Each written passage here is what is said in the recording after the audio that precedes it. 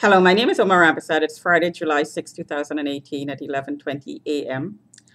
in Toronto. So I'm going to talk about the harassment I'm experiencing in the workplace. I'm at home today.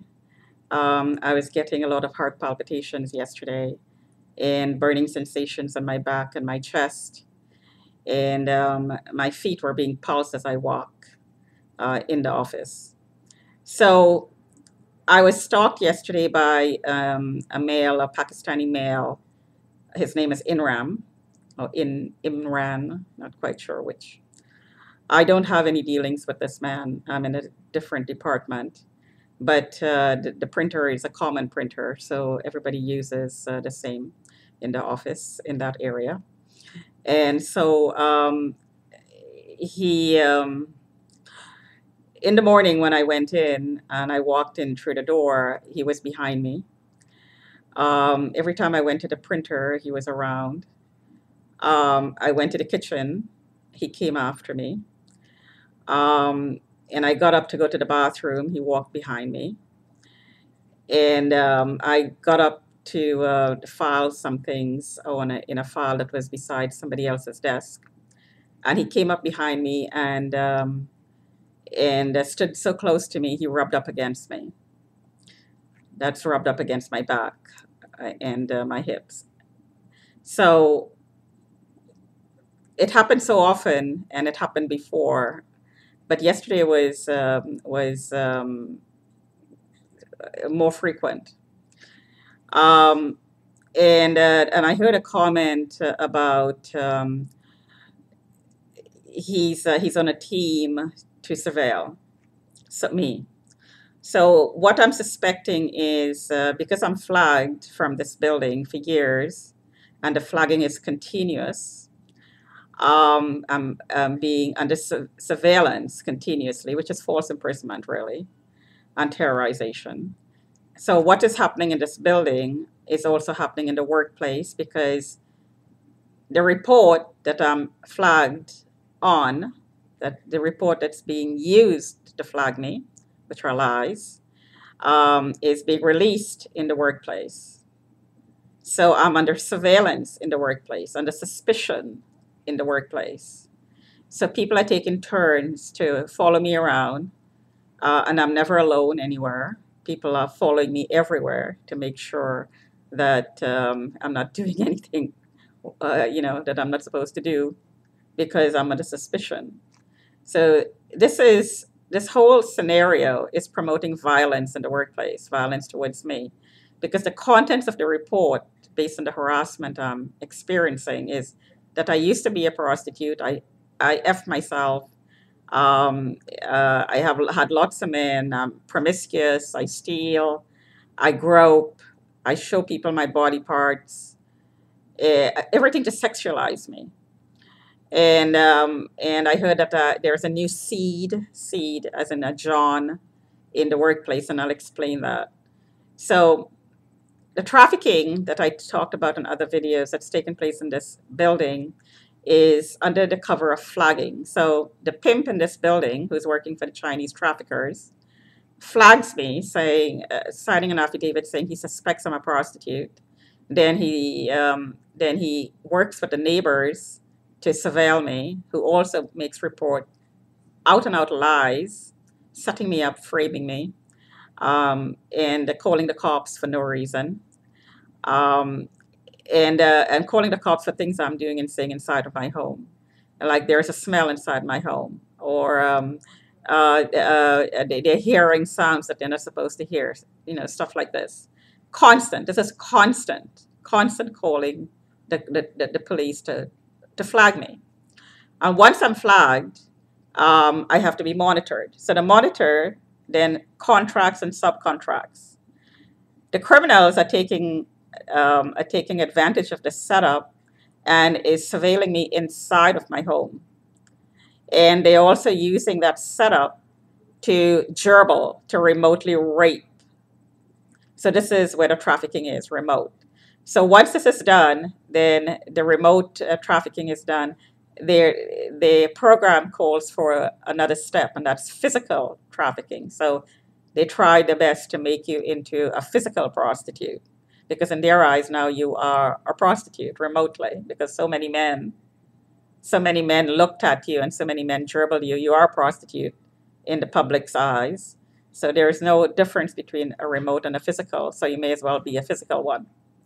This is a part of an agenda to create a sex slave um, um, layer in society and have it accepted as a social norm. So there is no surprise that a lot of Muslim men are taking part in this, because Muslims have sex slaves all the time. This is part of their culture. It's part of suppression of women and taking advantage of women and a violation of women. So this is done as more and more Muslims are coming into our society. They are practicing what they believe in, and they're recruiting people of other racial background to join them. And men, of course, um, you know, most men are into sex slavery. So the majority of men would rape. I read a study on this. A lot of men would rape if they think they can get away with it. So this is not surprising. So this thing has been is infiltrating the workplace. So as I said, this Muslim man is monitoring me, quote unquote, monitoring me. So what he's doing really is seeing me share by the use of a password and a link. There is also another dimension where of this program where a system is set up to hit somebody with a laser or a microwave if the manager, which is really the sex slave owner, doesn't like something he hears or he sees.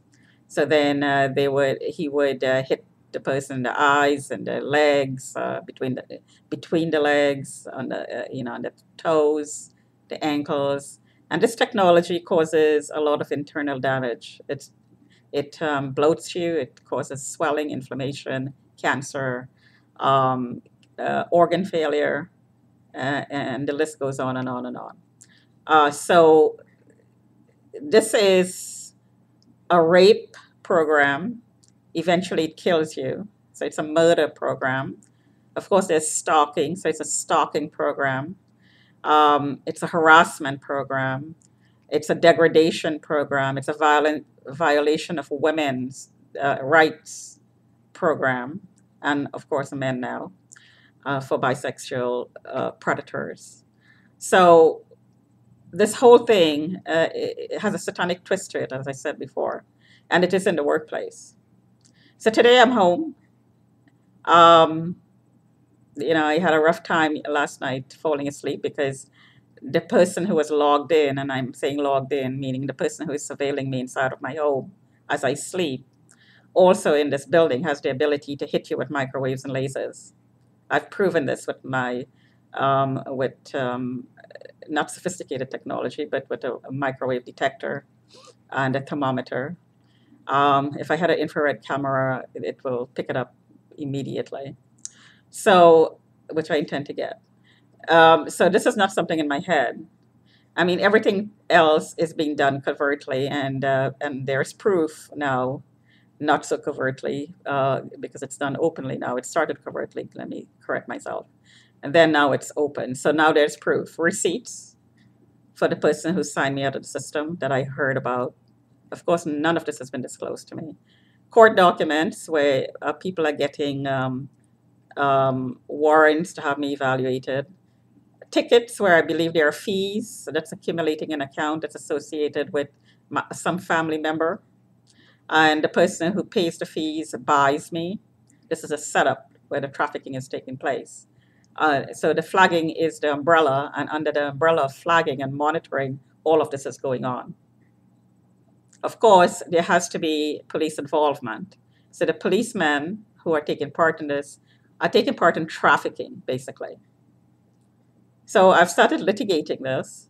So I'll be pulling all this documentation, the backup for the tickets, the people who are calling to get me pulled out for a mental evaluation, The person or the group of people in the workplace who's flagging me, the people who knew I was flagged before they hired me, and the question has to be asked why they hired me if they knew I was flagged, and they knew about this system that was set up to discipline me, quote unquote, using remote technologies. Why did they hire me in the first place? And if they flagged me while I'm working, why did they keep me on? And if they flagged me and got the contract to surveil and then fire me, why did that happen? Who are they subcontracting to? And how do they know what I'm doing in order to manage the account, which means manage me? All this is illegal activity, of course. So I'm suspecting this started in a company called Triavest, where I was flagged in the system in this building.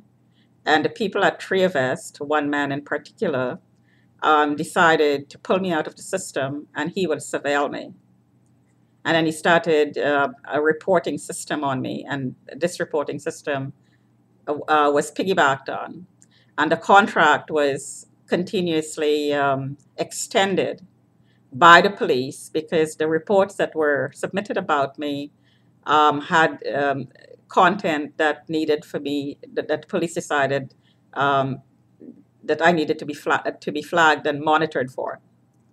So the police provided the cover, the person, the police person, man or woman, who did this. Not all policemen are dirty, obviously. But the people who are involved in doing this provided the cover for the trafficking to take place. And the trafficking is taking place in the workplace because I'm an accountant. So while I'm working as an accountant, people are flagging me for being retarded and keeping me on working as an accountant with very few errors in my work. So obviously not mentally retarded, but they are reporting that I am.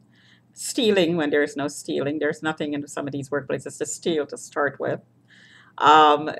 Groping when I'm actually running away from people who are following me around to report on me. um, Showing people my body parts when I do the exact opposite. I dress quite conservatively when I go to work. Um, Fornicating, I heard um, something in the bathroom. Well, the bathroom is closed, it's behind closed doors. So I'm not quite sure.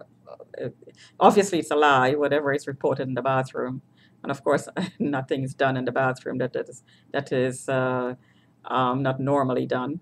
And because I know this has been going on for so long, I am very, very careful in my dealings with people. My natural personality is to be friendly.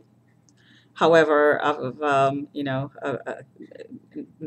because of this reporting, I've